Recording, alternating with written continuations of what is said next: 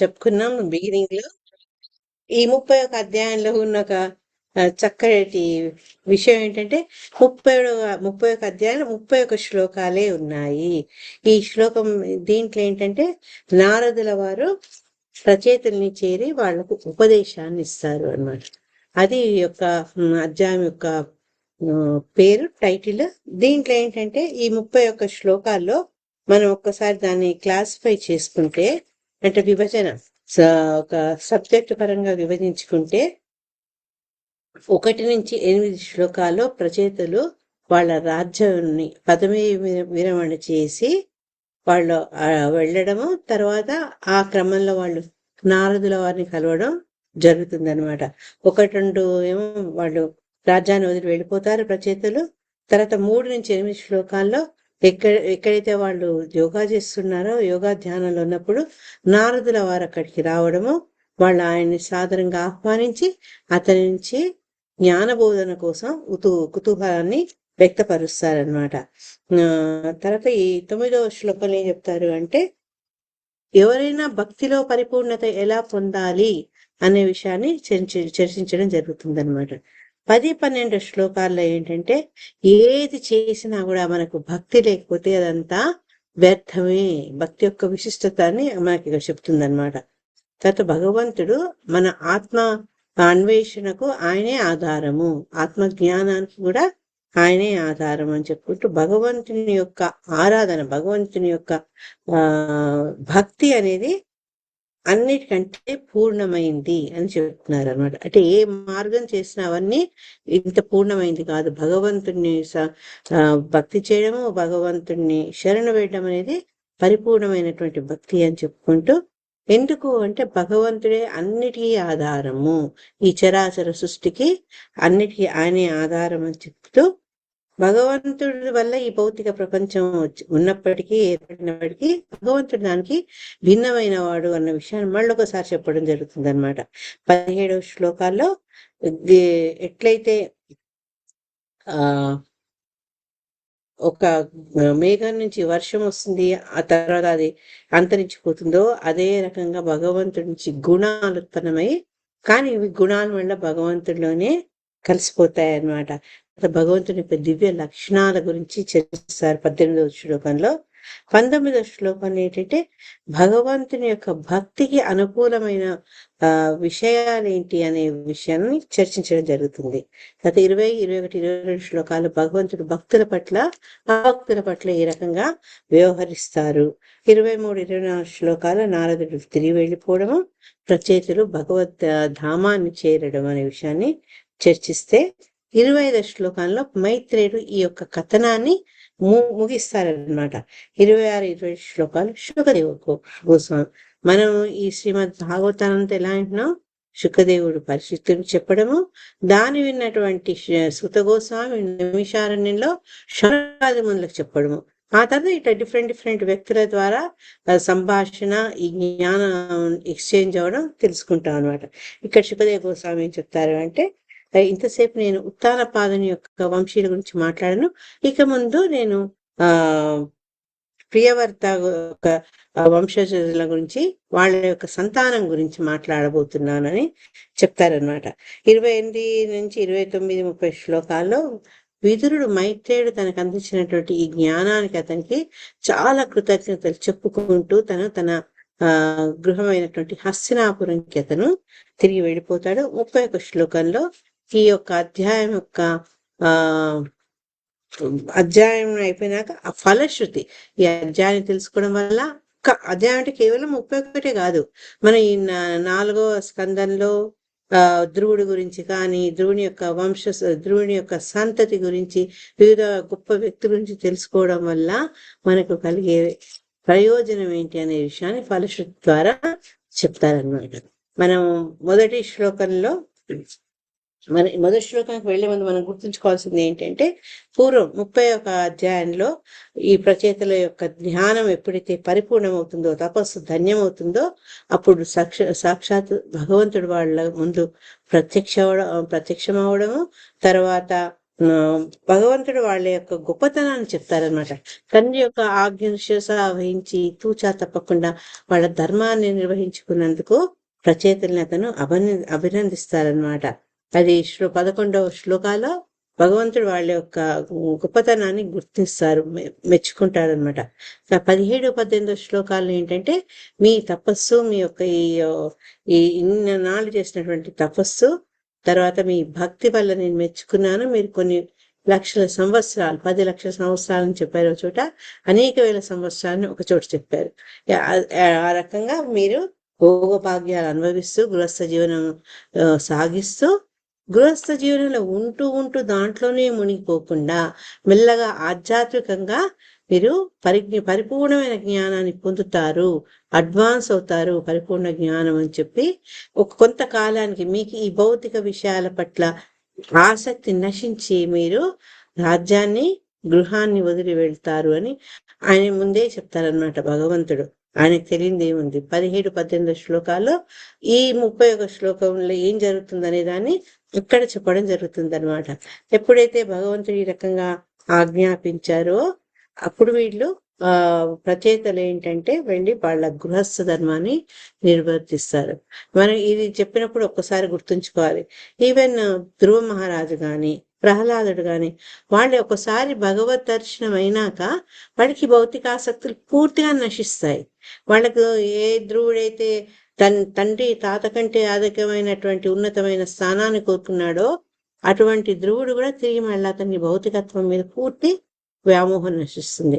కానీ భగవంతుడు చెప్తాడు, నువ్వు ఇన్ని వేల సంవత్సరాలు నువ్వు పరిపాలించి తర్వాత నువ్వు నా దగ్గరికి వస్తావు. నీకంటూ ఆయన యొక్క ప్రదేశంలోనే ఒక ప్రత్యేకంగా ఒక స్థానాన్ని ఇస్తారన్నమాట ధ్రువ మండలం. అదే రకంగా నరసింహస్వామి కూడా ప్రహ్లాదుడికి ఏం చెప్తాడంటే, నువ్వు కొన్నాళ్ళు రాజ్యాన్ని పరిపాలించాలి, ప్రజల్ని ఎవరైతే అజ్ఞానంలో ఉన్నారో ప్రజలు వాళ్ళను భక్తికి సుముఖంగా చేయాలి అని ఆయన కూడా ఆజ్ఞాపిస్తారు. అందువల్లే ప్రహ్లాదుడు ఇష్టం ఉన్నా లేకున్నా ఆయనే రాజ్య పరిపాలన బాధ్యత తీసుకున్నారు. ఇక్కడ ప్రచేతలు కూడా అంతే. వాళ్ళు సాధారణులుగా ఒకటి తండ్రి ఆజ్ఞను పరిపాలించే చక్కటి పరివర్తన ఉంటారు దాన్ని, వాళ్ళ ఒక వర్తన అటువంటిది. అవిధేయతతోటి, వినయ విధేయతతో తండ్రి మాటల్ని వాళ్ళు పాటిస్తారు. సెకండ్ ఏంటి, సాక్షాత్తు మహావైష్ణవుడైనటువంటి శివుని యొక్క అనుగ్రహంతో వాళ్లకు ఆ రుద్రగీతం పొందారు. ఎవరిని ఏ విధంగా పూజించాలి, భగవంతుని మీద ఏ రకంగా వాళ్ళ చిత్తాన్ని పెట్టాలి, ఆయన రూపుని ఏ రకంగా ధ్యానించాలనేది చక్కగా శివుడి ద్వారా వాళ్ళు జ్ఞానాన్ని పొందారు. మూడోది ఏంటి, అన్ని వేల సంవత్సరాల నీళ్ళలో నిల్చొని తపస్సు చేసి ఆ తపస్సు ఫలిస్తే వాళ్లకు భగవద్ దర్శనం కూడా అయింది. ఇవన్నీ చేసి వాళ్ళు భగవంతుని ఆజ్ఞ మేరకు గృహస్థాశ్రమాన్ని స్వీకరించి వాళ్ళ డ్యూటీ ఏంటంటే ప్రజాపతులు సంతతిని విస్తరింపజేయాలి.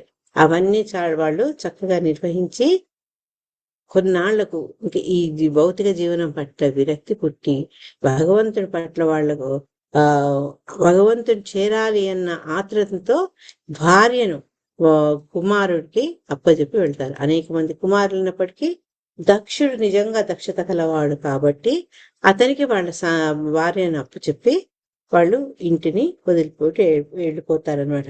ఈ సందర్భంలో శిలా ప్రభుపాదుల వారు మనకు ఈ ఆశ్రమాల గురించి చాలా చెప్పారు. ఎందుకంటే ఈ వైదిక సంస్కృతిలో మనం ఒకసారి భగవద్ జ్ఞానాన్ని పొందే అవసరం కానీ ఆసక్తి కానీ అందరికి ఉండదు. అందుకని గ్రాడ్యువల్ ఈ వర్ణాశ్రమ విధానం ద్వారా మనం ఏవైతే ఆశ్రమాలు నేర్చుకుంటామో బ్రహ్మచర్య, గృహస్థ, వానప్రస్థ, సన్యాస, ఈ ఆశ్రమాలను క్రమంగా దాటుకుంటూ వెళ్తూ ఆ ఒక ప్రక్రియలో భగవంతుని యొక్క భక్తిని పరిపక్వ స్థితిలోకి మనము తెచ్చుకోగలుగుతాము. అంటే ఎట్లా అంటే చక్కటి ఉదాహరణ నేను ఒక లెక్చర్లో విన్నాను. ఒక వ్యక్తి మెడికల్ కాలేజ్లోకి వెళ్ళాడు అనుకోండి, వెళ్ళిన ఫస్ట్ ఇయరే వెళ్ళిపోయి పేషెంట్స్ని చూడు ఆపరేషన్లు చేసుడు మందులు ఇవ్వడు చేయరు. ఎందుకు? 5 ఏళ్ళు అంత ఇప్పుడు మన రసరాణి మాతాజీ ఎంతోమంది మెడిసిన్ చదువుతున్నారు. వాళ్ళంతా ఏంటి ఆ పిల్లలు, రసరాణి మాతాజీ డాక్టర్, మిగతా వాళ్ళు 5 ఏళ్ళు కష్టపడతారు. ముందంతా థియరీ నేర్చుకుంటారు. ఆ తర్వాత వాళ్లకు 1 ఇయర్ హౌస్ సర్జన్సీ ఉంటుంది.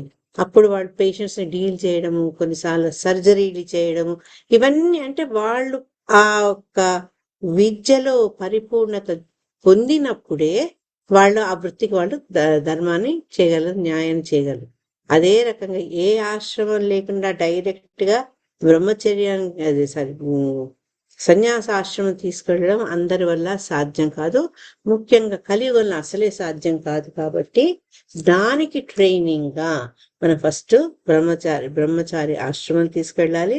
శిలా ప్రభుపాద చెప్పారు, బ్రహ్మచారి ఆశ్రమంలో వాళ్ళకి ఈ నియమ నిగ్రహాలు, తర్వాత ఆధ్యాత్మిక విషయాన్ని తెలుసుకునేందుకు అవసరము అనుకూలమైనటువంటి వాతావరణం ఉంటుంది అని చెప్పారు భగవంతుడు. ఈవెన్ మన శ్రీమద్ భాగవతంలో మొట్టమొదటి స్కందంలో 2వ అధ్యాయంలో అదే చెప్తారన్నమాట. అత పుంపి ద్విజశ్రేష్ఠ వర్ణాశ్రమ విభాగశ స్వానుశిష్టస్య ధర్మస్య సంసిద్ధిర్ హరితోషం. అంటే ఈ వర్ణాశ్రమ విధానంకి ఇంపార్టెన్స్ ఏంటి అనే విషయాన్ని శ్రీమద్ భాగవతంలో చెప్పడం జరిగింది. శిలా ప్రభుపాదుల వారు కూడా ఈ దైవీ వర్ణాశ్రమ విధానం స్థాపించాలి, తద్వారా మన సొసైటీలో అన్ని సక్రమంగా జరుగుతూ అన్ని ఆశ్రమాన్ని పాటిస్తూ క్రమంగా గ్రాడ్యువల్గా పరిపూర్ణమైనటువంటి భక్తికి పొందాలని ఆయన చాలా అనుకున్నారు. కానీ ఆయనకు అంత తగినంత సమయం లేకపోయింది. కానీ చివరిలో వర్ణాశ్రమ విధానం గురించి, దైవీ వర్ణాశ్రమం గురించి తరచుగా శిల ప్రభుపాదుల వారు చెప్పేవారు అనమాట. దీంట్లో ఏం చెప్తున్నారు అంటే, ఈ బ్రాహ్మణులతో ఏం చెప్తున్నారంటే, ఎవరైనా సరే మనం భగవంతుడి పట్ల భగవంతుడికి ప్రీతి కలిగించాలంటే ఏ ఏ ఆశ్రమంలో ఉన్నామో ఆ ఆశ్రమంలో మనకు ఎటువంటి విధులు ఉన్నాయో అవి నిర్వర్తిస్తూ క్రమంగా మనము భగవంతుడికి ప్రీతి కలిగించేటట్టుగా మనం వెళ్ళగలము ముందుకు అని శ్రీమద్ భాగవతంలో మనకు చెప్పబడింది అనమాట. అందుకని ఇక్కడ కూడా ఈ గృహస్థాశ్రమం గురించి చాలా శ్రీలా ప్రభుపాదుల వారు మనతో చర్చించడం జరిగింది అనమాట. గృహస్థాశ్రమం నుంచి ఎప్పుడైతే మనిషి సరైన విలువలతోటి ముందుకు జరుగుతూ గృహస్థ జీవనంలోకి అడుగు పెడతారో అటువంటి వాళ్ళు ఏంటంటే గృహమేధులయ్యే అవకాశము తక్కువగా ఉంటుంది. అంటే ఆధ్యాత్మికత అనే ఆ రుచి ఆల్రెడీ వాళ్లకు అందజేయబడింది. బ్రహ్మచర్యంలో ఉన్నప్పుడు వాళ్ళు గురువు యొక్క శుశ్రూషలో, గురువు పర్యవేక్షణలో వాళ్ళు ఎన్నో చక్కటి భక్తిపరమైనటువంటి విషయాలు తెలుసుకున్నారు, వాళ్ళు ప్రాక్టీస్ చేశారు.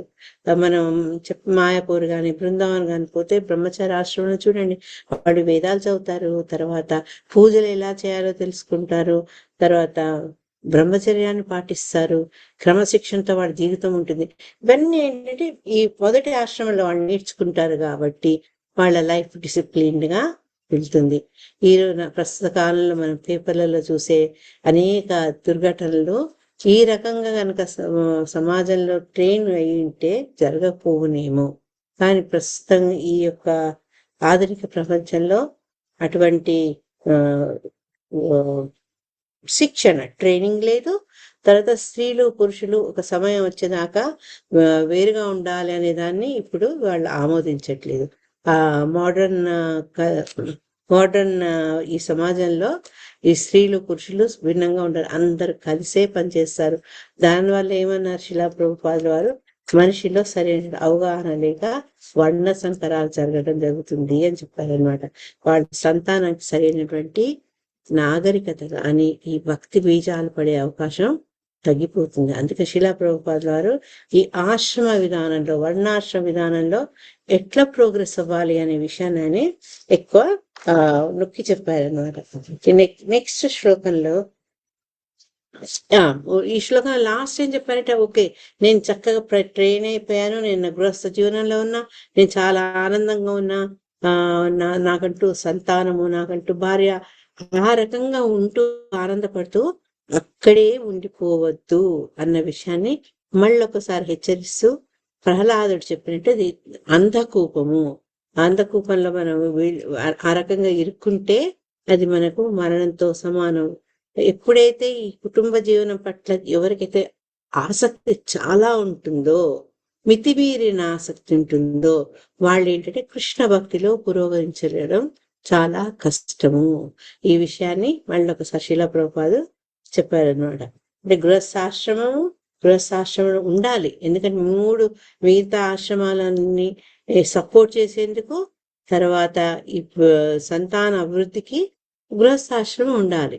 కానీ దాంట్లోనే ఇరుక్కపోయి నెక్స్ట్ ఆశ్రమంలో అడుగు పెట్టకపోతే అది మనకు ఆత్మహత్యా పాతకం అవుతుంది. కాబట్టి ఈ మనము ముందు నుంచి దాని దృక్పథంతో ట్రైన్ అయి ఉండాలి. ఆ విషయం శిలా ప్రభుపాద చెప్తున్నారన్నమాట. లేకపోతే ఏంటి అంటే మనం ఎటువంటి రక్షణ లేకుండా ఆ జంతువు ఒక అంధకూపంలో పడిపోతుంది, ఒక గోతిలో పడిపోయి ప్రాణాలు కోల్పోతుంది, స్వేచ్ఛను కోల్పోతుంది. అదే రకంగా మనుషుడు కూడా ఆ స్వేచ్ఛను కోల్పోతాడు, భక్తిలో ముందుకు పురోగమించలేడు అనే విషయాన్ని చెప్పారు. సెకండ్ శ్లోకంలో ఏం చెప్పారు అంటే, వీళ్ళు ఎప్పుడైతే వాళ్ళ రాజభవనాన్ని వదిలిపెట్టి వెళ్ళారో వెళ్ళాక ఎక్కడికి వెళ్ళారు అనే విషయాన్ని సెకండ్ శ్లోకంలో చెప్పారు. వాళ్ళు ఈ పడమటి తీరంలో ఉన్నటువంటి సముద్ర ప్రాంతంలో ఎవరైతే జాజరి అని ఒక ముక్త పురుషుడు ఉన్నాడో ఆ ప్రదేశానికి వాళ్ళు వెళ్తారనమాట. ఈ శ్లోకంలో మనం ముఖ్యంగా నేను మొన్న మీకు చెప్పింది ఈ జాజలి అనే వ్యక్తి ఎవరు అని. జాజలి అనే వ్యక్తి మనకు మహాభారతంలో శాంతి పర్వంలో వస్తుంది. దాని గురించి మళ్ళీ ఇంకోసారి డీటెయిల్గా చెప్తా. మెయిన్ ఏంటంటే అతను చాలా గొప్పవాడిని అనుకుంటాడు, కానీ వీళ్ళు ఏం చెప్తారంటే నీ కాదు, నీకంటే గొప్ప వ్యక్తి ఉన్నాడని. ఇప్పుడు ఇతర ఆసక్తితో వెళ్తే అతను ఒక వర్తకుడు అనమాట. కానీ అతను ఏంటి అంటే ఏది చేసినా దాని మీద అతని ఫలాకాంక్ష లేకుండా, ఎటువంటి అటాచ్మెంట్ లేకుండా ఆయన తన విధుని సక్రమంగా వర్తిస్తుంటాడంట. అది చూసిన ఈ జాజలి అనే మహర్షి అతని గొప్పతనాన్ని అర్థం చేసుకుంటాడు. తర్వాత వాళ్ళు చక్కగా వాళ్ళకున్న జ్ఞానాన్ని మచ్చిత్త మద్గత ప్రాణబోధయంత పరస్పరం అటువంటి స్థితిలోకి వస్తారనమాట. జాజరి అనగానే మనకు జాబాలి గుర్తుకొస్తాడు. జాబాలి అనే వ్యక్తి దశరథుడికి సన్నిహితుడు. రాముల వారు అరణ్యవాసాన్ని పెడుతుంటే నువ్వు ఇవన్నీ వినక్కర్లేదులే, ఇక్కడే ఉండిపో, నువ్వెందుకు ఈ పితృవాక్య పరిపాలన ఇవన్నీ అంటావు, ప్రజలు ముఖ్యము నీకు అని ఆయన చెప్పబోతాడు అనమాట. అతను పూర్తి దైవభక్తి కలవాడు కాదు, కొంచెం ప్రాక్టికల్గా ఉంటాడు, కొంచెం ఏమంటారు నాస్తికుడుగా కూడా ఉంటారు అని చెప్తారనమాట అతని ఈ జాబాలి అనే ఋషి గురించి. సో మనం ఈ 2 పేర్లకు కన్ఫ్యూజ్ అయ్యే అవకాశం ఉంది. ఈ రకంగా వీళ్ళు ఎప్పుడైతే వెళ్ళి ఆ ముక్త పురుషులు ఉన్నటువంటి ప్రదేశానికి వెళ్తారో అక్కడ ప్రచేతల్లో వాళ్ళ ఈ ఈ తగినటువంటి వాతావరణం ఉండడం వల్ల వాళ్ళు ఏంటంటే ఆధ్యాత్మిక కార్యనిర్వహణ అంటే వాళ్ళు ఏదైతే ప్లాన్ చేశారో అది చక్కగా వాళ్ళు చేయగలిగారు అనమాట. శిలా ప్రభుపాద మనకు పర్పోర్ట్ ఏం చెప్తారంటే, ఎవరైనా వ్యక్తి ముక్తిని పొందాలన్నా, జీవితానికి పూర్ణమైనటువంటి అర్థాన్ని పొందాలన్నా కూడా దానికి మనకు కావాల్సింది సాధు సంఘం. ఆ సాధు సంఘం లేకపోతే మనిషి ముందుకు వెళ్ళడం చాలా కష్టం అనమాట. ఈ ముక్త పురుషులు ఎవరైతే ముక్త పురుషులు గొప్ప భక్తులు ఉంటారో వాళ్ళ సాంగత్యం వల్ల ఏంటంటే మనము ఈ జీవన పూర్ణత్వం పొందేందుకు సులభం అవుతుంది. అంతే కదా, ఒక వ్యక్తి మనం మంచిగా చదువుకోవాలి అంటే మనం మంచి చదువుకునే పిల్లలతో ఫ్రెండ్షిప్ చేయాలి. చేస్తేంటంటే ఒకళ్ళ మధ్య ఒకళ్ళు పోటీ పడుతూ ముందుకు వెళ్ళొచ్చు. అదే మనకంటే వాడు తెలివి తక్కువ వాడు ఉండి వాడికి దురలవాట్లు ఉన్న వాళ్ళు ఉన్నారు అనుకోండి, అటువంటి వాళ్ళతో స్నేహం చేస్తే ఏమవుతుంది, మనం ఇంకా కిందికి పడిపోతాం. సో భౌతిక జీవితంలో కానీ ఆధ్యాత్మిక జీవితంలో కానీ మనకంటే అధికులైన వాళ్ళతోటి మనము సాంగత్యాన్ని పెట్టుకోవాలన్నమాట. ఇది మనకి సెకండ్ శ్లోకం ద్వారా చెప్తారనమాట. వెళ్ళి అతను వానప్రస్థ జీవనం తర్వాత ఈ రకమైన వానప్రస్థ జీవనం వచ్చినాక ఎటువంటి మార్పులు వాళ్ళలో వచ్చాయి అనే విషయాన్ని మనకు నెక్స్ట్ శ్లోకాల్లో చెప్పడం జరిగింది అనమాట. ఈ శ్లోకంలో 2వ శ్లోకంలో శిలా ప్రభుపాద వారు ఏం చెప్పారంటే, ఎప్పుడైతే వాళ్ళకు జీవన పూర్ణత్వము ఆధ్యాత్మికత చక్కగా అలవడిందో దాంతో ఏంటంటే సర్వమానవ సమానత్వం అనేది తెలిసిపోయింది అనమాట.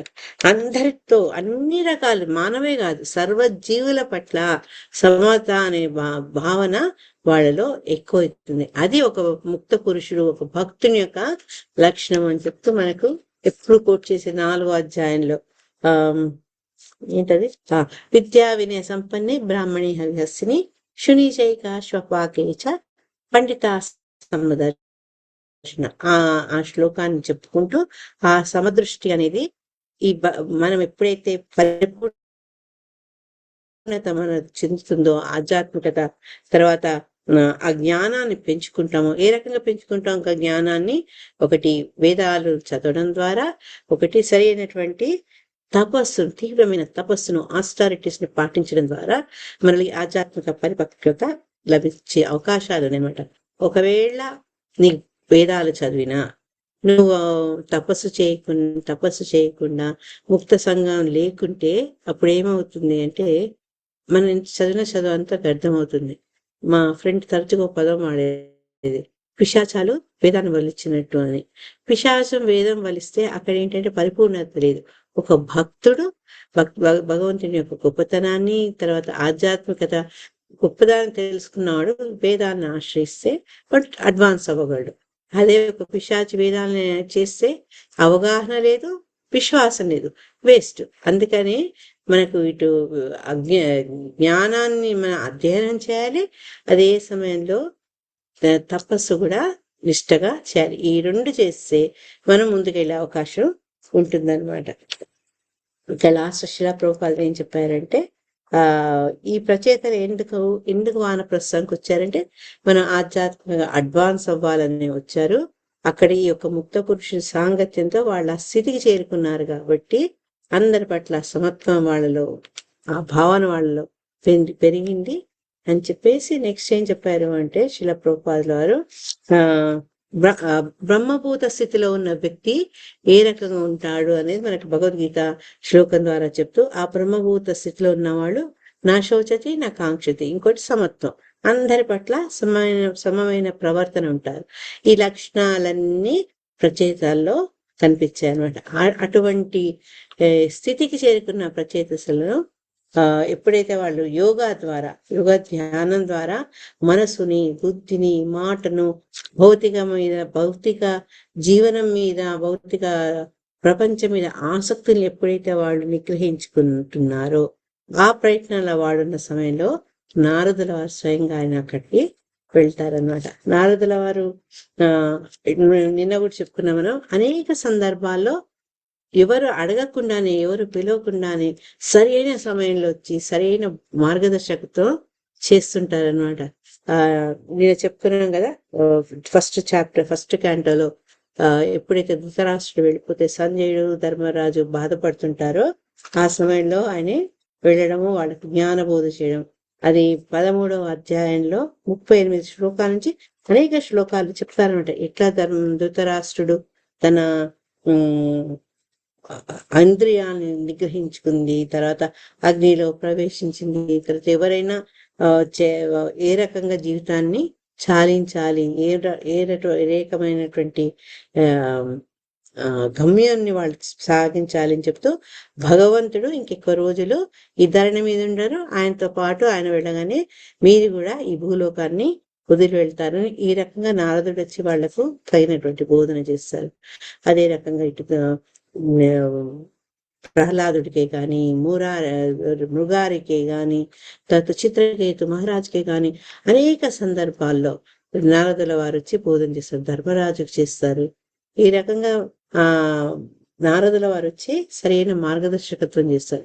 ఇక్కడ కూడా ఆయన ఈ ప్రచేతలను మార్గదర్శకత్వం చేసేందుకు అక్కడికి వస్తారు.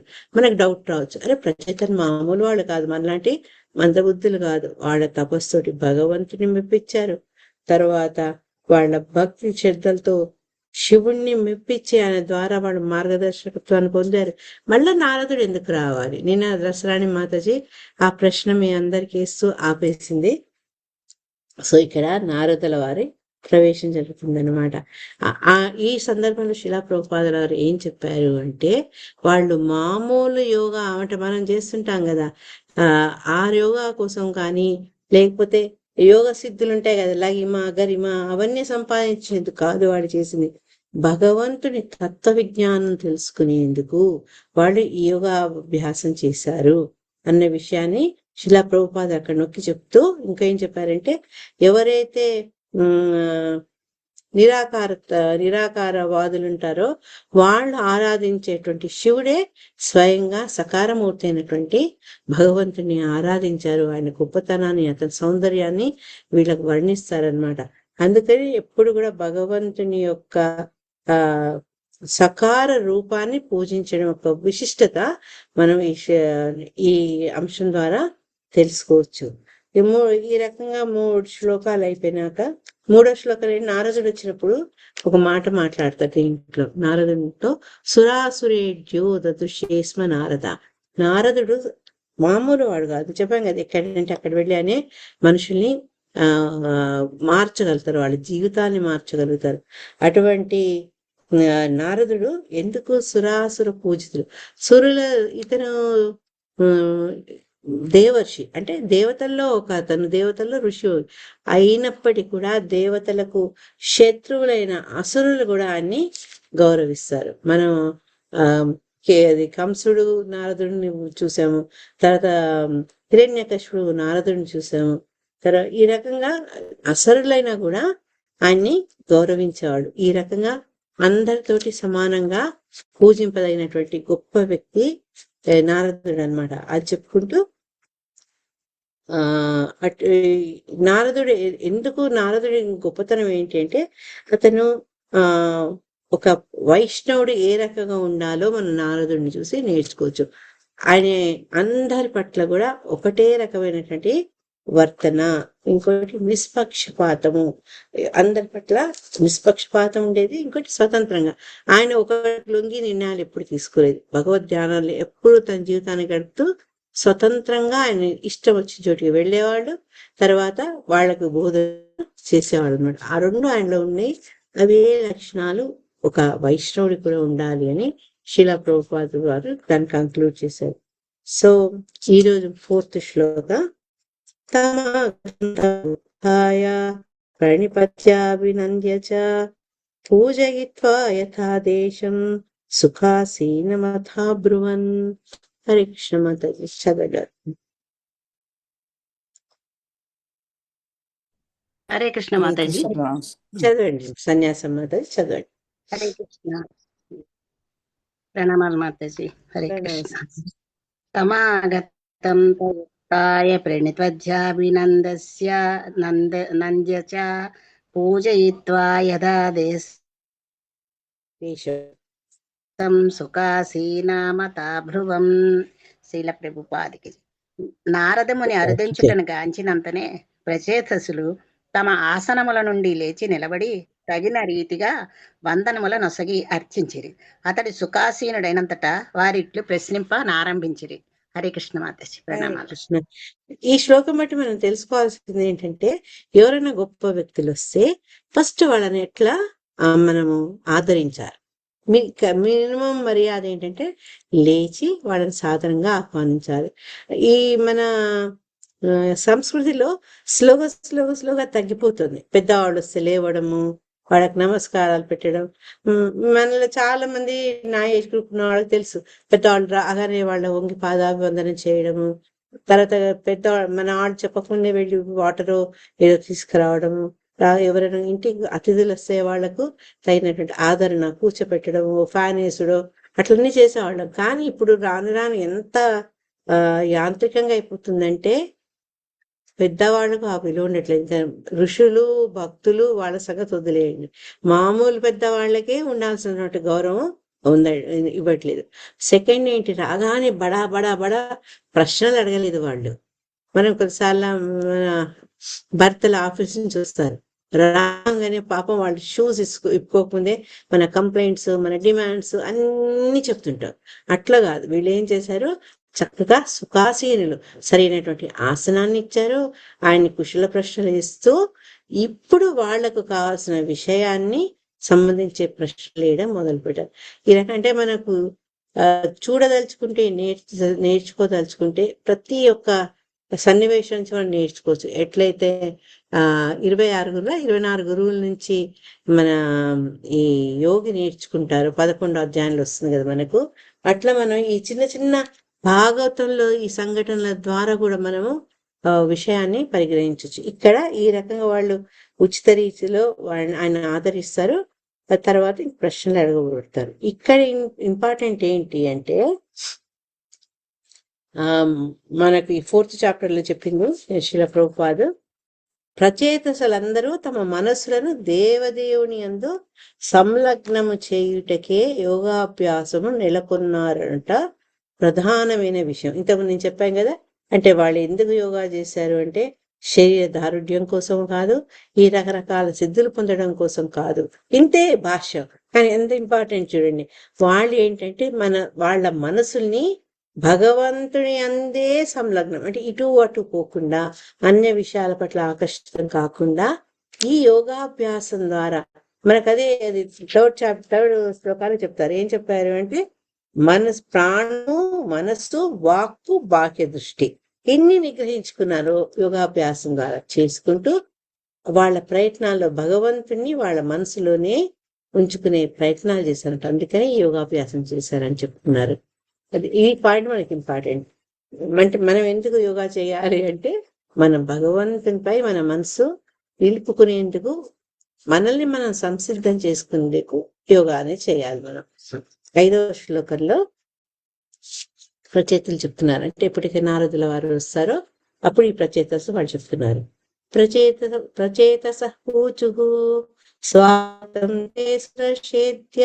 నిశ్చానో దర్శనం గతః తవ సంక్రమణం బ్రహ్మన్న భయాయ యథారవేహే. హరే కృష్ణ. హరే కృష్ణ. ప్రణామ మాతాజీ. ప్రణామ స్కీత మాత. చదవండి. ప్రచేతస ఊచుః స్వాగతం తే సురర్షేత్య దిష్ట్యానో దర్శనం గతః తన చక్రమణం బ్రహ్మన్ అభయాయ యథారవేహ. ప్రచేతసులు నారదునితో ఇట్లు పలికిరి. ఓ దేవర్షి బ్రాహ్మణోత్తమ, నీ విచ్చటకు వచ్చినప్పుడు ఎటువంటి కష్టము కలగలేదని తలంతుము. మా మహాభాగ్యము వలననే నీ దర్శనము మాకు లభించినది. సూర్యుని సంచారముచే జనులు అంధకార భయము, చోరాదుల భయమును కలగజేయినది. అంధకార భయము నుండి బయటపడుదురు. అదే విధముగా సమస్త భయము పారద్రోలుచు నీ సంచారము సూర్యుని సంచారమును ఓడి ఉన్నది. హరే కృష్ణ. థ్యాంక్ యూ మాత. ఎంత చక్కటి మాటలతో ఆయన్ని ఆహ్వానించారు అంటే, మొట్టమొదట నువ్వు నారదా ఇక్కడికి వచ్చావు, నువ్వు వచ్చే ఈ ప్రాసనంలో వచ్చే క్రమంలో నీకు ఎటువంటి ఇబ్బంది కలగలేదు కదా అని చక్కగా ఆయన్ని, మా భాష చెప్పాలంటే అరుచుకుంటున్నారు, ఆయన్ని అడుగుతున్నారు అనమాట. అడుగుతూ ఈ దర్శనము ఎంతో అదృష్టం చేసుకుంటే గాని రాదు. నారదుడు ఆయన చెప్పాం కదా, మొత్తం ముల్లోకాలు తిరుగుతూ భగవన్నామాన్ని ప్రచారం చేస్తుంటారు. ఎంతో అదృష్టం చేసుకున్న వాళ్ళకే ఆయన దర్శనం లభిస్తుంది. కాబట్టి వీడిని చెప్తున్నారు, మా మహద్భాగ్యం వల్లనే వచ్చావులే కాదు, మేము ఎంతో అదృష్టం చేసుకున్నాం, మహద్భాగ్యం వల్లనే నువ్వు మా దగ్గరికి అర్థించావు అని చెప్తున్నారు అనమాట. చెప్తూ చక్కటి పోలిక చెప్పారు. ఇక్కడ సూర్యుడు ఎప్పుడైతే వస్తే ఈ అంధకారం పటాపంచలం అవుతుందో, అదే రకంగా నీ యొక్క ఆగమనంతో మాలో ఉండే సమస్తమైన భౌతిక భయాలు నాశనం అయ్యాయని చెప్తున్నారు అనమాట. ఇంకా సూర్యుని సంచారం చే జనులు అంధకార భయం, ప్రతి ఒక్కటి భయం. ఎందుకంటే చీకటి అనేది సామాన్యంగా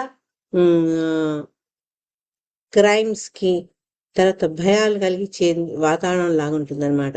అక్కడ ఈ దొంగలు, దోపిడీదారులు చాలా యాక్టివ్గా అయిపోతారు చీకటి పడ్డప్పుడు. ఇవన్నిటి వల్ల భయం ఉంటుంది. రాత్రి అవుతుందంటే మనం ఏం చేస్తాం, పడుకునే 1-10 సార్లు చూసుకుంటాం, తలుపులు పెట్టామా లేదా, పైన గొళ్ళాలు పెట్టామా, లాక్ సరిగ్గా చేసావా.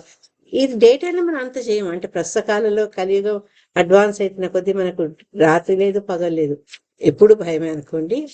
కానీ జనరల్ గా అయితే ఈ భయం అనేది, అందుకే అంధకారం అనే భయాన్ని ఎప్పుడు తొలగించుకోగలుగుతామంటే ఎప్పుడైతే సూర్య ఉదయం అవుతుందో అన్న స్వామి కాంతి కిరణాలు ప్రసరింపజేస్తాయో అప్పుడు మనలో ఉండే రాత్రి చీకటి అనే భయం పారిపోతుంది. అదే రకంగా ఈ నారదుల వారు సంచరిస్తూ అన్ని చోట్లకు వెళ్తూ ఆ జ్ఞానాన్ని ఆయన అందరికి ఇస్తున్నారే. ఏ రకంగా సూర్యకాంతి ప్రసరింప చేస్తారో అదే రకంగా ఈయన జ్ఞానాన్ని సంచరిస్తూ అందిస్తారు. కాబట్టి ఈ భౌతికత్వం పట్ల ఉండే భయాలు అన్ని కూడా నశించబడతాయి అని నారదుల వారి గురించి చెప్తున్నారు అనమాట. శిలా ప్రభుపాద వారి ఎగ్జాంపుల్ ఏం చెప్పారంటే, పెద్ద పెద్ద నగరాల్లో రాత్రిపూట వీధిలోకి వెళ్ళేందుకు భయపడతారు అంటున్నారు. ఈ న్యూయార్క్ ఎగ్జాంపుల్ ఇచ్చారు, కానీ ఈవెన్ మనం ఢిల్లీ అదంతా వెళ్ళండి, సాయంత్రం 6:30-7 కాగానే చాలా ప్రదేశాలు చీకటిగా అయిపోతాయి. వాళ్ళు లైట్లు ఉంచారు, అంటే సెక్యూరిటీ రీజన్ అయి ఉండొచ్చు, ఏదైనా ఉండొచ్చు. చీకటిగా ఉంటుంది. మన దుబాయ్ ఇట్లాంటి ఇక్కడ రాత్రి పగలు వెళ్తురు లైట్లు ఆపారు, కానీ అక్కడ ఏంటంటే మరి ఆ పరిస్థితుల వల్ల ఉండొచ్చు, మొత్తానికి చీకటి ఎక్కువ ఉంటుంది అనమాట.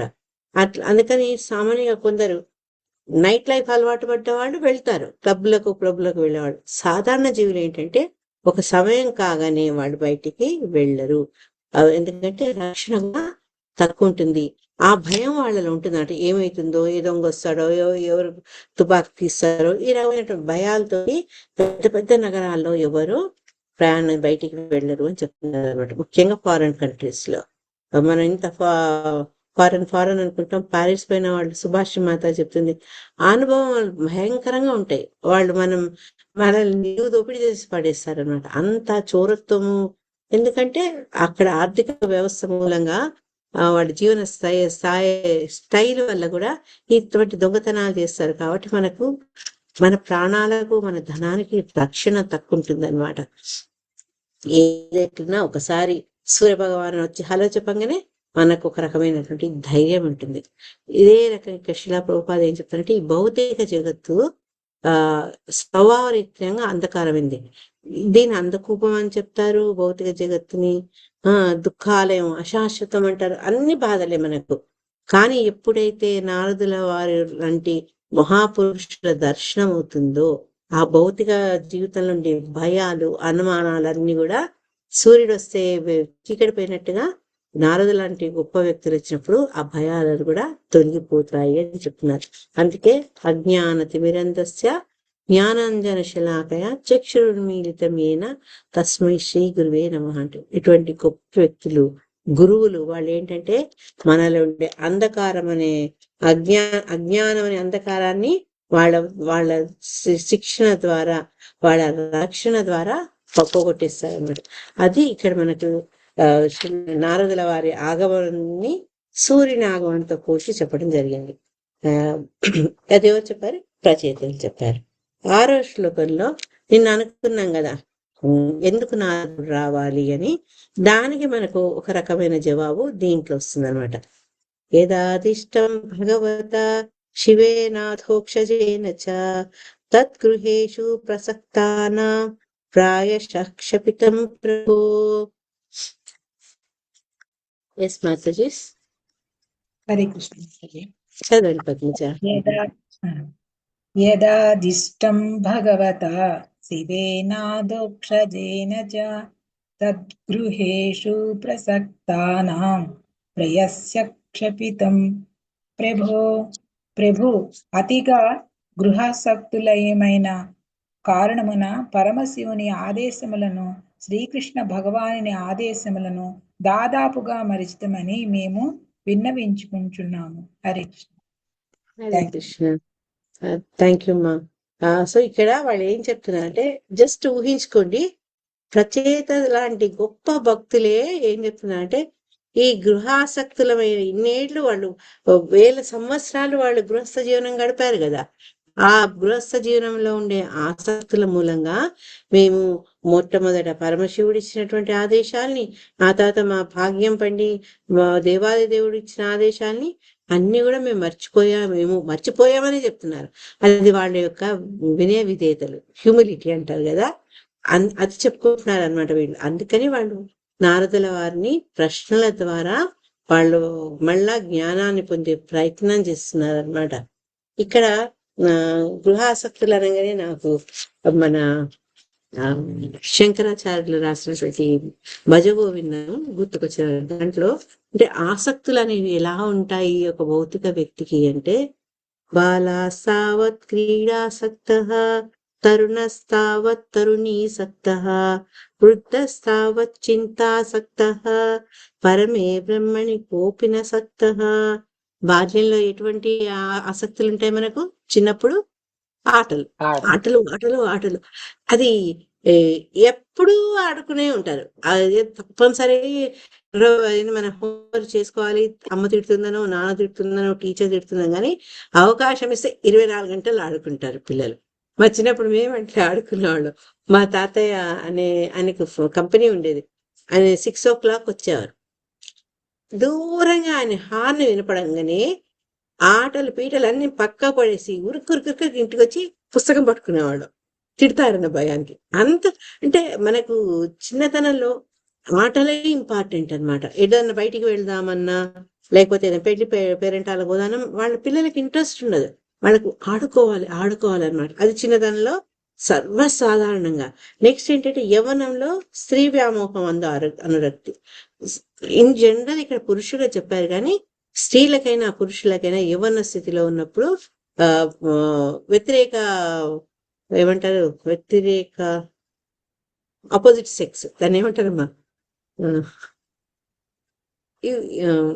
పురుషుడైతే స్త్రీ పట్ల, స్త్రీ అయితే పురుషుడి పట్ల ఆసక్తి ఉంటుందన్నమాట. అమ్మా ఆకర్షణ మాతాజీ, ఆకర్షణ. ఆపోజిట్ జెండర్ ని అంటున్నా నేను. అది ఆకర్షణ ఒప్పుకుంటా, ఆసక్తి ఒప్పుకుంటా, కానీ పరస్పరంగా స్త్రీ అయితే పురుషుడి పట్ల, పురుషుడైతే స్త్రీ పట్ల వాళ్ళకి ఆసక్తి ఎక్కువ ఉంటుంది అనమాట. తర్వాత ఇక వృద్ధాప్యంలో ఏంటి అంటే మన మనసులో కోరికలు ఉంటాయి, కానీ మన శరీరం దానికి సహకరించదు. అందుకని తినాలనే ఆసక్తి, బయట ఇటు అటు వెళ్ళాలని, కానీ శరీరము దానికి అంగీకరించదు. ఇన్ని రకాలు ఉంటాయి, కానీ మనకు ఒక్క ఆసక్తి ఎక్కువ. అదే బాధపడుతున్నారు శంకరపాదులు వారు. అని ఏమంటున్నారంటే భగవంతుడితో అనుబంధం పెంచుకునేందుకు ఎవరికి ఆసక్తి లేదే. అబ్బా ఉందిలే టైం, దాన్ని ఇప్పుడు ఎంజాయ్ చేద్దాం, తర్వాత ముసలి వాళ్ళు అయిపోయినాక అప్పుడు కృష్ణారామ అనుకుందాంలే అనుకుంటారు. కానీ జనరల్గా వీటన్నిటితో పాటు బాల్యావస్థలో ఉన్నప్పుడు క్రీడలే కాదు, భగవంతుడి పట్ల ఆసక్తి ఉండాలి అని పిల్లలు అనుకోకపోయినా వాళ్ళలో ఆసక్తి పెట్టాలి అని పెద్దలు అనుకోవాలి. ఇప్పుడు అందుకే ఇప్పుడు అనేక ప్రపంచంలో నలుమూలలా చిల్డ్రన్ క్లాసెస్ పెట్టడము అవన్నీ ఎందుకు చేస్తున్నారంటే అది కరెక్ట్ ఏజ్. ప్రహ్లాదుడు ఏం చెప్పారు, ఆయన ఏం చెప్పారమ్మా ప్రహ్లాదుడు? హరే కృష్ణ. కౌమారాత్ ఆచరే ప్రాజ్ఞో. ఒకసారి గుర్తు చేసుకోండి తక్కువని. అందుకే ధర్మాన్ భాగవతాని దుర్లభం మానుషం జన్మ తదప్య అధ్రువం. లాస్ట్ కాదు, నాకు ఫస్ట్ లైన్ వస్తే చాలు, ఇంకా ఫుల్ కూడా అక్కర్లేదు. కౌమారే ఆచరు ప్రాజ్ఞ అంటే చిన్నతనంలో మొక్కై మొంగంది మానే వంగున అని మన పెద్దవాళ్ళు చెప్పినట్టు, మన చిన్నప్పటి నుంచి వాళ్ళని ట్రైన్ చేయకపోతే ఈ భగవంతుడి పట్ల, ఆధ్యాత్మికత పట్ల ఆసక్తి రాదు. ఈ గృహంలో గృహస్థ జీవనంలో ఇరుక్కుపోయి వీటన్నిటిలో జాబ్స్, ప్రమోషన్లు వీటిలో ఉన్న వాళ్ళకి ఏంటంటే సడన్ గా భక్తి రమ్మంటే రాదు. కాబట్టి ముందు నుంచి ట్రైన్ చేయాలి. మన కృష్ణ చైతన్య లాగా ఇప్పుడు మా దగ్గర రసరాణి మాతాజీ అనే ఎంతో మంది టీచర్స్ వాళ్ళు చిన్నపిల్లలకు వీళ్ళ సమయాన్ని ఒక పైసా దానికి వీళ్ళకు రెమ్యునరేషన్ అంటే ఏం ఉండదు, కానీ వీళ్ళ సమయాన్ని వీళ్ళ శక్తిని పెట్టి పిల్లల్ని చాలా ట్రైన్ చేస్తారు. 1500 మంది పిల్లలు దాకున్నారు సుమారు మా దగ్గర ఈ బాలోత్సవ క్లాస్ అటెండ్ అయ్యేవాళ్ళు. మెల్లగా వాళ్ళకి కొంచెం డోసులతో ఈ భక్తి అనేది ఇస్తే ఒక స్టేజ్ వచ్చినాక వాడు వెళ్ళాలన్నా పక్కకు వెళ్ళలేదు, ఆ సక్రమమైన సత్మార్గంలోనే తిరుగుతారనమాట. అది అందుకని ఆసక్తులు ఇక్కడ పాపం ఈ ప్రచేత సేవ అనుకుంటున్నారు అంటే వాళ్ళ వినయ విధేయతలతో మేము ఈ ఆసక్తుల కారణంగా మేము భగవంతుని యొక్క, శివుని యొక్క ఆదేశాన్ని మర్చిపోయామేమో అని అది ఈయనకు చెప్పుకుంటున్నారనమాట. వాళ్ళ మనసిప్పి నారదుల వారికి చెప్తున్నారు. చెప్తూ శిలా ప్రభుపాదుల వారు ఏం చెప్పారు అంటే, సరే మనం గృహస్థ జీవనం ఉన్నాము అంటే సెన్స్ గ్రాటిఫికేషన్, ఈ రకమైన ఇంద్రియ ఒక లైసెన్స్ వచ్చింది అని అనుకోవద్దు. జనరల్గా అనుకుంటాం, కానీ ఆ ఇంద్రియ భోగమే జీవితం కాదు అన్న విషయాన్ని మనం గమనించుకోవాలి అని చెప్తున్నారు. అయితే ఈ గృహస్థ జీవితంలో మనకు కొంత పర్మిటెడ్ ఉంది కాబట్టి దాన్ని మనము పాటించవచ్చు, దాన్ని మనము అనుభవించవచ్చు అని చెప్పి శిలా ప్రభుపాదుల వారు మళ్ళీ మనకు శ్రీమద్ భాగవతంలో ఏమన్నారు, ఏది ఇంద్రియ భోగాల్ని ఏ రకంగా అనుభవించాలి, ఎంత మటుకు అనుభవించాలి అనేది ఈ కామస్య ఇంద్రియ ప్రీతి. కామస్య ఇంద్రియ ప్రీతి లాభో జీవేత యావత జీవస్య తత్ జిజ్ఞాస నాతో యశ్చేహ కర్మభిః. దీంట్లో ఏం చెప్పారు అంటే, ఎవరికైనా సరే కోరికలు ఉంటాయి. కోరికలు ఉంటే ఎంతసేపు ఇంద్రియాలని తృప్తిపరుచుకునే దిక్కుగా వాటిని మనం ఇంద్రియాలని ఉపయోగించుకోకూడదు అని చెప్తున్నారు అనమాట. ఎంతసేపు ఇంద్రియాలకు దాసుడే కాకుండా ఒక మనిషి ఆరోగ్యకరమైనటువంటి జీవితాన్ని ఉపయోగించుకోవాలి. తర్వాత ఆత్మాన్వేషణకు అది ఇంద్రియాలని ఉపయోగించుకోవాలి. తర్వాత ఎందుకు అంటే దుర్లభం మానుషం జన్మం. మనకి ఇచ్చిన ఈ మానుష జన్మ ఎందుకు ఇచ్చారు అంటే భగవంతుడి పరతత్వం గురించి అన్వేషించేందుకే. అంటే భగవంతుడు అంటే ఎవరు, నేను ఎవరు, నేను ఎందుకు ఈ భూమి మీదకి వచ్చాను, నాకు భగవంతుడికి ఉన్న సంబంధం ఏంటి, ఇవన్నీ ఆ పరతత్వం గురించినటువంటి చింతన చేసేందుకు మనకి ఇచ్చిన మంచి అవకాశం ఈ మానవ శరీరం. కానీ మనం ఇంద్రియాల్ని సేవించు వాటి కోసమే మనము జీవించడం కంటే ఇక్కడ శిల ప్రభుపాద ఏం చెప్తున్నారంటే కేవలం దేహ పోషణకు, అంటే ఈ జీవితాన్ని మనం దేహాన్ని నడుపుకోవాలి కాబట్టి యుక్తాహార విహార ఎంత అవసరమో అంత మటుకే మనం ఇంద్రియాల్ని ఉపయోగించాలి. అంతకంటే ఎక్కువగా వాటికి మనము దాసులు కాకూడదు. మనం కావాల్సింది ఏంటి, దాసులు కాదు బాసులు కావాలి. అంటే గోస్వాములై ఉండాలి, కానీ మనము గోదాసులై ఉండకూడదు. ఈ మెసేజ్ మనకు ఈ శ్లోకం ద్వారా శిలా ప్రభుపాద ద్వారా పరిపూర్ణ చెప్తున్నారు అనమాట. చెప్తూ శిలా ప్రభుపాద కంటే ముందుగా వచ్చిన రూపగోస్వామి కూడా ఏం చెప్పారంటే ఈ చక్కటి శ్లోకం మనకు ఉపదేశామృతాలు దొరుకుతుంది. ఎవరైనా చదువుతారా ఈ శ్లోకాన్ని? అనాసక్త విషయం రెడీగా ఉందా? ఓకే. అనాసక్త చదవండి. తెలుగులో ఉందా? తెలుగులోనే. Very good. అయితే చదవండి, అర్థం కూడా చదవండి. పరీక్షకి ప్రిపేర్ అవుతున్నా ఇప్పుడు. భక్తి రసామృత సింధు వచ్చే వారం చూస్తారా, అందుకే మీ దగ్గరకు వచ్చింది. ఆసక్త విషయాం యదర్హం ఉపయుంజతః నిర్బంధ కృష్ణ సంబంధే యుక్తం వైరాగ్యం ఉచ్యతే. భౌతికమైన ఇంద్రియ భోగాల పట్ల ఆసక్తి చూపకుండా భోగించే వస్తువులన్నింటినీ కృష్ణార్పణ దృష్టితోనే చూడడం యుక్త వైరాగ్యం అనబడుతుంది. Thank you. ఏది అవసరమో, ఏది తన భగవత్ భక్తికి ఉపయోగపడుతుందో, దోహదం అవుతుందో దాన్నే తీసుకోవాలి. అంతకంటే ఎక్కువ కనుక మనం అపేక్షిస్తే అది ఇంద్రియ భోగాన్ని వాంఛించినట్టు అవుతుంది. దానివల్ల ఏంటంటే మనకి కుటుంబ బంధాలు ఎక్కువైపోతాయి అన్నమాట. అందుకని ఈ బంధాల నుంచి బయటపడాలి అంటే మనం దాని నుంచి బయటికి రావాలి, ఇంద్రియాలను జయించగలిగి ఉండాలి. ఇక్కడ ప్రచేతస్ అటువంటి గొప్ప వ్యక్తులు ఏమన్నారంటే ఈ కుటుంబ జీవనంలోనే ఉన్నాం కాబట్టి ఇన్ని సంవత్సరాలు మేము వాళ్ళ ఆదేశాన్ని మర్చిపోయే తప్పిదాన్ని చేశాము అని వాళ్ళు కన్ఫెస్ చేసుకుంటున్నారు అన్నమాట నారదులకు. అది వాళ్ళ యొక్క గొప్పతనం. నిజంగా వాళ్ళు అటువంటి వాళ్ళు కాదు. సెకండ్ థింగ్, రసరాణి మాతాజీ నేను అడిగింది కదా ఎందుకు నారదులు వాళ్ళు వచ్చారు అంటే, ఒక మీకు కూడా అనుభవం ఉండొచ్చు. ఎవరైనా మంచి స్టూడెంట్ ఉందనుకోండి, ఎగ్జామ్ రాస్తుంటే వాళ్ళ టీచర్ మధ్య మధ్యలో పోయి చూస్తుంటది, ఏం రాస్తుంది, ఏం తప్పవుతుందా, ఎట్లుంది అంటే ఇంట్రెస్ట్. మంచి పిల్లలు మళ్ళీ అది కంటిన్యూ అవ్వాలి అన్న ఒక కోరిక ఉంటుంది అనమాట. అందుకే ఇక్కడ పరమశివుని బాగా ఆశీర్వాదం పొందారు, భగవంతుని దర్శనం ఉపదేశాన్ని పొందారు, ఆశీర్వాదం పొందారు. అయినా నారదుల వారు వచ్చి ఇంకా వాళ్ళలో ఏదన్నా కొంచెం కొంచెం కొంచెం ఉంటే దాన్ని కూడా తీసేసి భగవంతుని పూర్ణ ప్రేమలో వాళ్ళను మగ్నం చేసేందుకు వచ్చారనమాట. ఇక్కడ కరెక్ట్ నా రసరాణి మాతాజీ? ఇంకేమన్నా ఉందా? అంతే మాతాజీ, అదే అంతే. అంటే వాళ్ళను పరిపూర్ణులు చేసే ప్రయత్నంలో ఆఖరి స్టెప్గా గురువులు వచ్చారు. గురువు ఎప్పుడు కూడా ఒక ఆ వ్యక్తి యొక్క ఆధ్యాత్మిక పురోగమనాన్ని ఆశిస్తుంటారు, దాన్ని ఎప్పుడూ రక్షిస్తుంటారు. అందుకే ఆయన కదా, ఆయన ఒక గురువు మనల్ని ఎప్పుడైతే దీక్ష ఇచ్చి తీసుకుంటారో మన బాధ్యతను, మనల్ని భగవంతుడి దగ్గర దరి చేసే బాధ్యత ఆయన వ్యక్తిగతంగా తీసుకుంటారనమాట.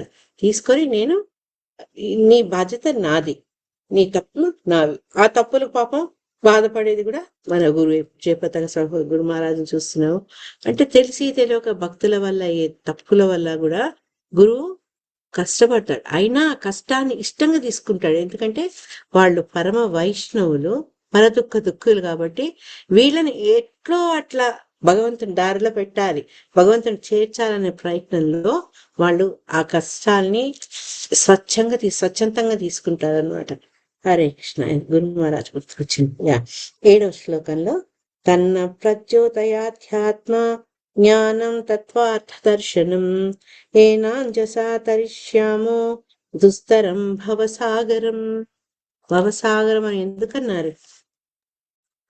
ఈ యొక్క జీవనాన్ని చదవండి మాతాజీ. చదవాలా మాతాజీ?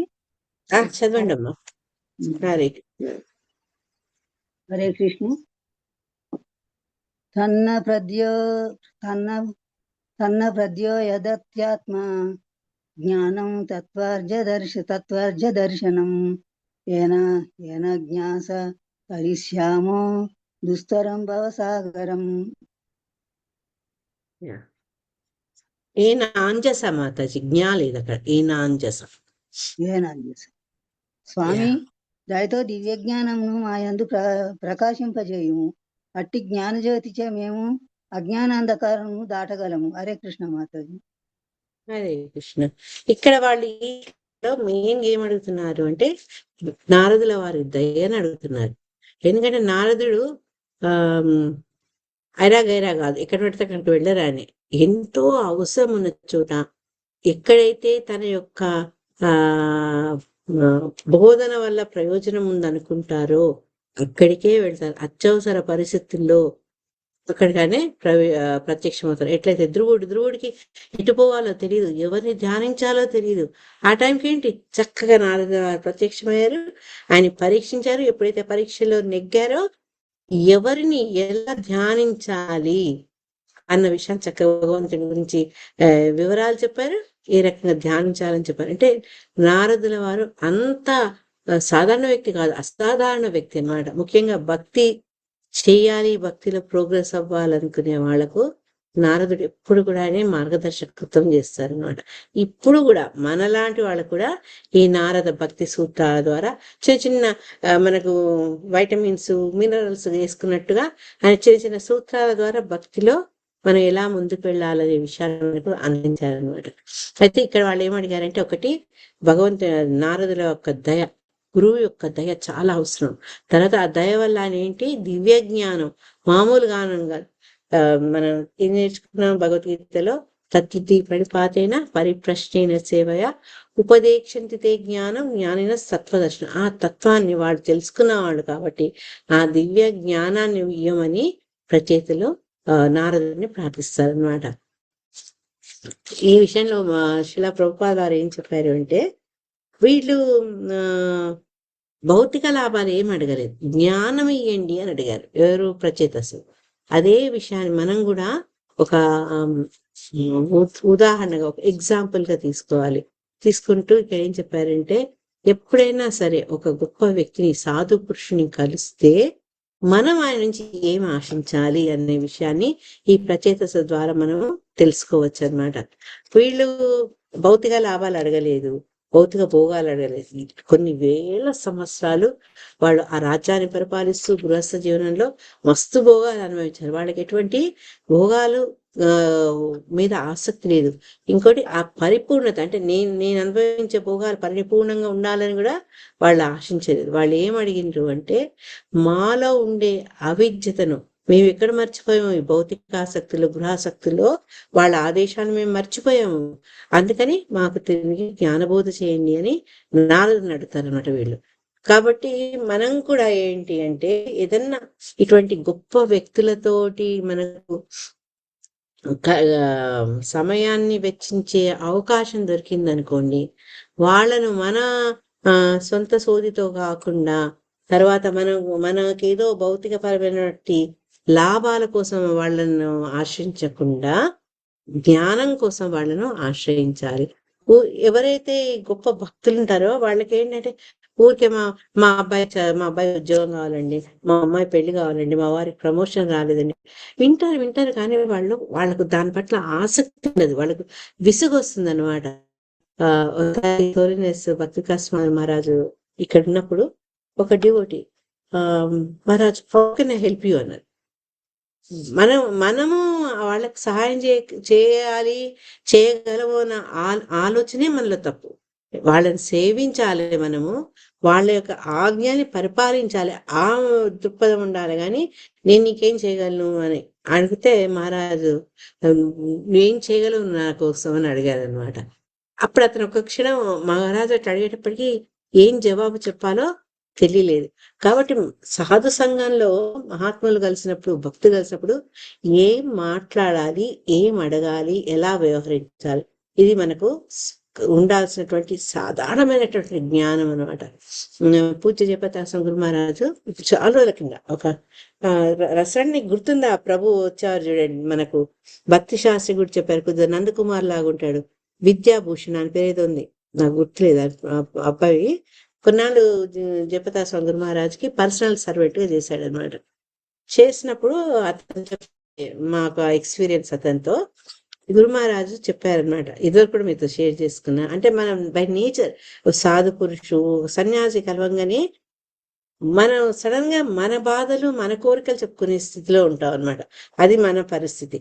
అయితే గురు మహారాజు అన్ని సర్వెంట్ చెప్పారట, ఒక బోర్డు తయారు చేయి, Jayapataka Maharaj consultation for jobs, consultation for marriages, consultation for family issues, ఇవన్నీ చెప్పి also consultation for spiritual activities. అంటే యాక్చువల్గా ఆచార్యులు భక్తులు మనం భక్తిపరమైన విషయాలు అడిగితే వాళ్ళు సంతోషిస్తారు. అంతేగాక ఇంకా మిగతావన్నీ గ్రామ్య కథల మీద వాడికి ఎటువంటి ఆసక్తి ఉండదన్నమాట. అందుకని ఇక్కడ శిలా ప్రభుపాద వారు ఏం చెప్తారంటే, ఎప్పుడైతే సామాన్య గృహస్థులు పెద్దవాళ్ళు వచ్చినప్పుడు సాధుని ఇంటికి పిలుస్తారు. ఇంటికి ఎందుకు పిలుస్తారంటే కొందరు వాళ్ళకు ఉండే కోరికలు నెరవేర్చేందుకు బ్లెస్సింగ్స్ తీసుకునేందుకు. కానీ శిలా ప్రభుపాద ఏమన్నారంటే, ఎవరైతే అటువంటి దృక్పథంలో పిలుస్తారో వాళ్ళకి కేవలం ఈ భౌతిక ప్రపంచంలో చక్కగా సుఖశాంతులతో ఉండాలి అన్నదే వాళ్లకు ధ్యేయమై ఉంటుంది. కానీ అటువంటి కోరికలు కోరడం కానీ, అటువంటి కోరికల్ని ఇవ్వడం కానీ, వరదానములు అవి అడగడం కానీ శాస్త్రాల్లో చెప్పలేదు.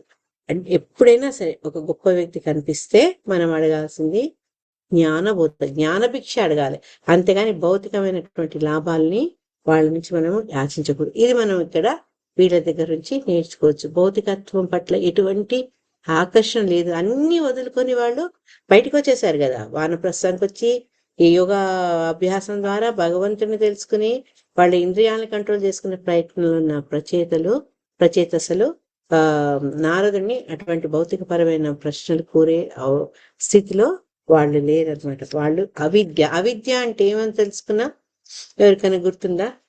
అవిద్య గురించి ఎక్కడ ఎక్కువ చర్చించారు? నేను చెప్పమ్మా. శరీరం అనుకోవటం అవిద్య. ఇంకా సింపుల్ చెప్పా. సింపుల్ గా ఇదే నాకు తెలుసు. అంతే, భగవంతుడి గురించి జ్ఞానము విద్య, భౌతికత్వం గురించి జ్ఞానము ఆసక్తి అవిద్య, అంతే. ఎన్ని ఉన్నా సరే మైనస్ భగవంతుడు అయితే అది అవిద్యే అవుతుంది. వాడు పిహెచ్డి చదువుని డాక్టర్లే కానీ ఏదైనా కానీ భగవంతుని పట్ల నమ్మకం లేకపోతే, భగవంతుని యొక్క గొప్పతనాన్ని అంగీకరించలేకపోతే అది అవిద్య అవుతుంది. చదువుకున్నాడు, మెటీరియల్ చాలా చదివిండొచ్చు, కానీ ఆధ్యాత్మిక పరమైనటువంటి అవగాహన లేకపోతే అది అవిద్య అవుతుంది. హరే కృష్ణ. మైత్రేయుడు చెప్తున్నారనమాట ఇప్పుడు. అంటే శాస్త్రాల్లో ఏం అడగాలి అని చెప్పారు? భగవంతుని పరతత్వం గురించి జ్ఞానాన్ని తెలుసుకోవాలన్న ఆసక్తి చూపించారు కానీ భౌతిక పరమైనటువంటి కోరికని కోరకూడదు. ఇది లాస్ట్. మైత్రేయవాచ ఇది ప్రచేతసాం పృష్టో భగవాన్ నారదో ముని భగవత్యుత్తమ శ్లోక ఆవిష్టాత్మా బ్రవీన్ నృపాన్. ఓకే, ఇంద్రమాత చదవండి అమ్మా. అరే థ్యాంక్ యూ మాతాజీ. హరే కృష్ణ. లక్ష్మీ మాతాజీ రేపు మీరు చదవండి, రేపు కాదు Monday. Okay Hare Krishna. Okay Mataji. Hare Krishna. ప్రణామాలు మాతాజీ. హరే ప్రణామ. కొంచెం కిందికి జరపండి. అదే మైత్రేయ ఉవాచ ఇతి ప్రచేతసాం పృష్టో భగవాన్ నారదో ముని భగవత్యుత్తమ శ్లోక ఆవిష్టాత్మా బ్రవీన్ నృపాన్.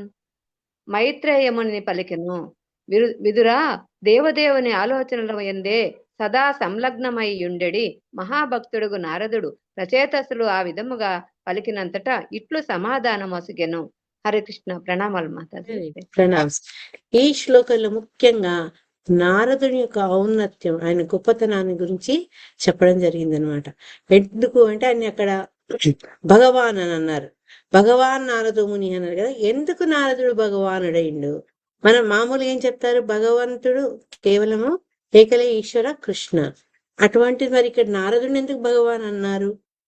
అట్లా అనేందుకు అనిపించుకునేందుకు నారదుడుకున్న అర్హతలు ఏంటి అనేది ఈ శ్లోకంలో చెప్పారనమాట. నారదుడు వీళ్ళకు జవాబు ఇవ్వడం మొదలు పెట్టారు. ఎందుకంటే ఈ చెప్పాం కదా, భక్తులకు, ఈ గొప్ప వైష్ణవులకు, సాధువులకు ఎవరైనా ఆధ్యాత్మిక పరమైనటువంటి ప్రశ్నలు, సందేహాలు వస్తే దాని గురించి చర్చించడం వీళ్ళకి చాలా సంతోషం. అంటే భగవంతుడి గురించి చర్చించుకునే అవకాశం ఇంకోసారి వచ్చిందని వాళ్ళు సంతోషపడతారనమాట. అది ఇక్కడ నారదుడు ఎప్పుడైతే ప్రచేత వాళ్ళు ప్రశ్నలు అడుగుతారో జవాబు ఇవ్వడం మొదలు పెట్టారు. కానీ ఇక్కడ ముఖ్యంగా మనం చెప్పుకోవాల్సింది ఏంటి అంటే, శిలా ప్రభుపాద వారు కూడా పర్పట్లో దీని గురించి ఎక్కువగా మాట్లాడారనమాట. ఎప్పుడు భగవంతుని యొక్క దేవాది దేవుని గురించి ఆలోచనలతోనే అతను నిండి ఉంటారనమాట. ఎవరు? నారదుల వారు. ఒక్కసారి కాదు, సతతం కీర్తయంతోమా, ఎప్పుడు భగవన్నామాన్ని కీర్తిస్తుంటారు. భగవంతుని యొక్క దివ్య కర్మలు ఆయన చిత్తంలోనే నిలుపుకుంటారనమాట.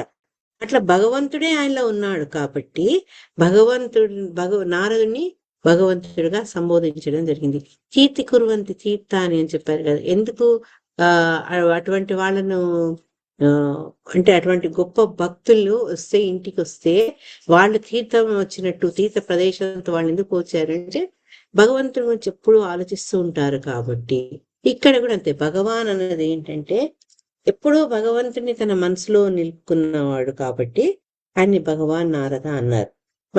నేను స్టార్టింగ్ లో కూడా ఒకసారి చెప్పాను, కొన్నిసార్లు నారదుడిని భగవాన్ అంటారు, కొన్నిసార్లు బ్రహ్మన్ అంటారు, కొన్నిసార్లు శివుణ్ణి అంటారు.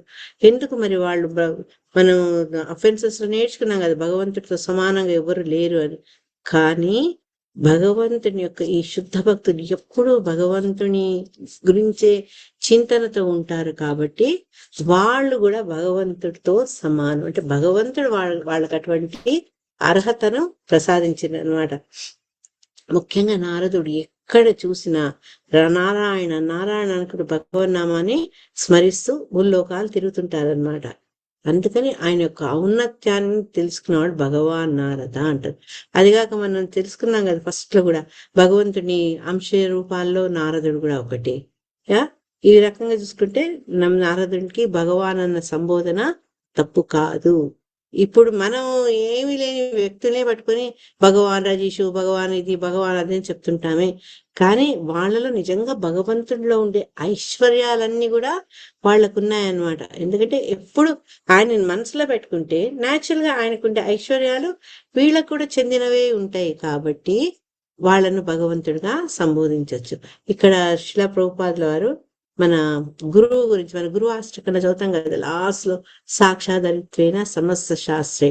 ఎందుకు ఇక్కడ గురువును దేవుడు అంటున్నాము అంటే అది మనమనుడు కాదు, శాస్త్రాలన్నీ సర్వశాస్త్రాలు కూడా చెప్తున్నారు. అంటే గురువు భగవంతుని యొక్క రూపము కాబట్టి అతను పూజనీయుడైన భగవంతుడు, పూజింపదగినటువంటి భగవంతుడే అని దాన్ని వర్షిపబుల్ గాడ్ అంటారు ఇంగ్లీష్లో. Worship god is Bhagavan, worshipable god is గురువు అన్నమాట. ఆ రకంగా నారదుడు కూడా ఏంటంటే ఆయన ఒక గురువు, ఒక సాధు పొంగుడు, అటువంటి వాడు భగవంతునితో సమానుడు.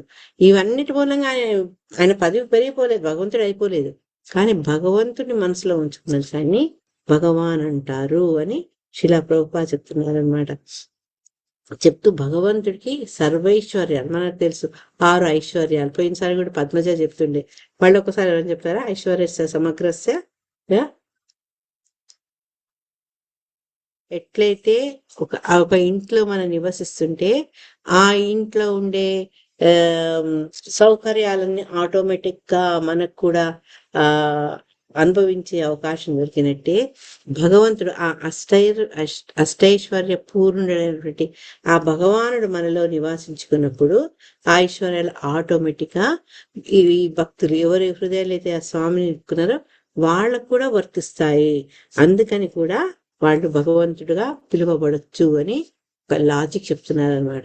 భగవంతుడిని ఆల్వేస్ చింతిస్తారు, తర్వాత భగవంతుడితో పాటు భగవంతుడు ఉన్నాడు కాబట్టి భగవంతుడికి చెందిన ఐశ్వర్యాలు కూడా వాళ్ళకు కూడా వర్తిస్తాయి కాబట్టి వాళ్ళను భక్తుడుగా, ఏ పరమ భక్తుడైన భగవాన్ అంటే అది పొరపాటు కాదు.